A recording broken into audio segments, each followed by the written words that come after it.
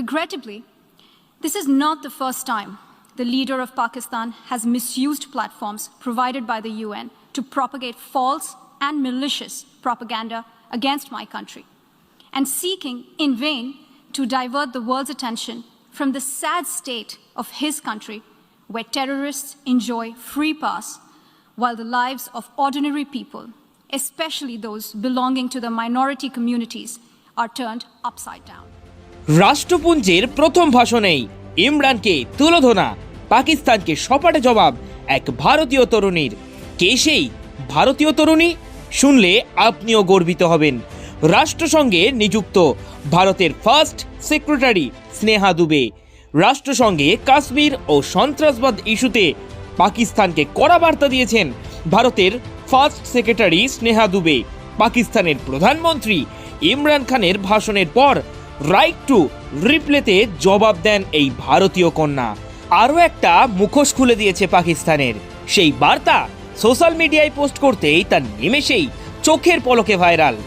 স্নেহার জন্ম গোয়ায় স্কুল জীবন শেষ করে চলে গিয়েছিলেন পুনেতে। সেখানকার ফার্গুসন কলেজ থেকে স্নাতক হন তিনি। তারপর দিল্লির জহরলাল নেহরু ইউনিভার্সিটিতে আন্তর্জাতিক সম্পর্ক নিয়ে এম.ফিল করেন স্নেহা। 2012 সালের ব্যাচের আইপিএস অফিসার হন তিনি। প্রথম চেষ্টাতেই ইউপিএসসিতে সাফল্য পেয়েছিলেন স্নেহা দুবে। 2014 সালে মাদ্রিদে ভারতীয় দূতাবাসে পাঠানো হয়েছিল। 7 বছর পরে বর্তমানে স্নেহা রাষ্ট্রসংঘে সাধারণ পরিষদে ভারতের প্রথম সচিব। আন্তর্জাতিক বিষয়ে আগ্রহের কারণেই এই পদ পান তিনি। পাকিস্তানকে যথাযথ জবাব দিতে গিয়ে স্নেহা দুবে বলেন, জম্মু কাশ্মীর এবং লাদাখের পুরো অংশ ভারতের অবিচ্ছেদ্য অংশ ছিল, আছে এবং থাকবে। পাকিস্তান হলো ফায়ার ফাইটারের আড়ালে আসলে বন্দুকবাজ। গোটা বিশ্ব পাক নীতির জন্য ভুক্তভোগী, কারণ এই দেশ সন্ত্রাসকে লালন পালন করে নিজের ঘরে। 9 থেকে 11 হামলার প্রধান ওসামা বিন লাদেন পাকিস্তানের আশ্রয় পেয়েছিল, এমনকি সেই দেশে লাদেনকে শহীদ রূপে গৌরবান্বিত করা হয়। স্নেহার এই মন্তব্যের প্রতিক্রিয়া দিতে ভারতের পক্ষ থেকে বলা হয়েছে, স্নেহা সঠিকভাবেই পাকিস্তানের পর্দা ফাঁস করেছে আন্তর্জাতিক মহলে। গোয়ার এই তরুণীর প্রশংসায় পঞ্চমুখ গোটা দেশ। নেটিজেনেরা বলছেন, পাকিস্তানের জোকারের মুখ বন্ধ করে দিয়েছেন Sneha Dubey. Frequent pogroms such as the one in New Delhi last year, discriminatory citizenship laws to purge India of Muslims, and a campaign to destroy mosques across India and obliterate its Muslim heritage and history are all part of this criminal enterprise. New Delhi has also embarked on what it ominously calls the final solution for Jammu and Kashmir dispute by illegal efforts to change the demographic structure of the occupied territory and transform it from a Muslim majority into a Muslim minority. Indian actions violate the resolutions of the United Nations Security Council on Jammu and Kashmir. Mr. President, we exercise our right of reply to one more attempt by the leader of Pakistan to tarnish the image of this august forum by bringing in matters internal to my country and going so far as to spew falsehoods on the world stage. While such statements deserve our collective contempt and sympathy for the mindset of the person who utters falsehood repeatedly, I am taking the floor to set the record straight. Regrettably, this is not the first time the leader of Pakistan has misused platforms provided by the UN to propagate false and malicious propaganda against my country, and seeking in vain to divert the world's attention from the sad state of his country, where terrorists enjoy free pass while the lives of ordinary people, especially those belonging to the minority communities, are turned upside down. Mr. President, member states are aware that Pakistan has an established history and policy of harboring, aiding, and actively supporting terrorists.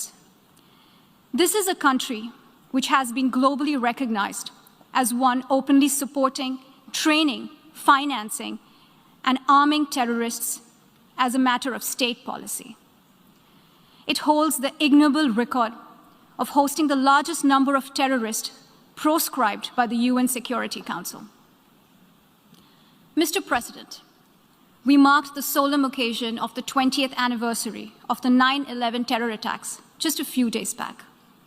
The world has not forgotten that the mastermind behind that dastardly event, Osama bin Laden, got shelter in Pakistan. Pakistan leadership continues to glorify him as a martyr.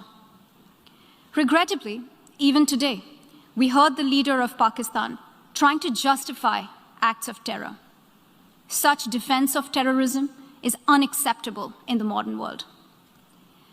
We keep hearing that Pakistan is a victim of terrorism. This is the country which is an arsonist disguising itself as a firefighter. Pakistan nurtures terrorists in their backyard in the hope that they will only harm their neighbors. Our region, in fact, the entire world, has suffered because of their policies. On the other hand, they are trying to cover up sectarian violence in their country as acts of terror. Mr. President, this is also the country that still holds the despicable record in our region of having executed a religious and cultural genocide against the people of what is now Bangladesh. As we mark the 50th anniversary this year of that horrid event in history, there is not even an acknowledgement, much less accountability. Today, the minorities of Pakistan, the Sikhs, the Hindus, the Christians, live in constant fear and state-sponsored suppression of their rights. This is a regime where anti-Semitism is normalized by its leadership and even justified. Dissenting voices are muzzled daily, and enforced disappearances and extrajudicial killings are well documented. Mr. President, unlike Pakistan, India is a pluralistic democracy with a substantial population of minorities who have gone on to hold highest offices in the country, including as President, Prime Minister, Chief Justices, and Chiefs of Army Staff. India is also a country with a free media and an independent judiciary that keeps a watch and protects our Constitution.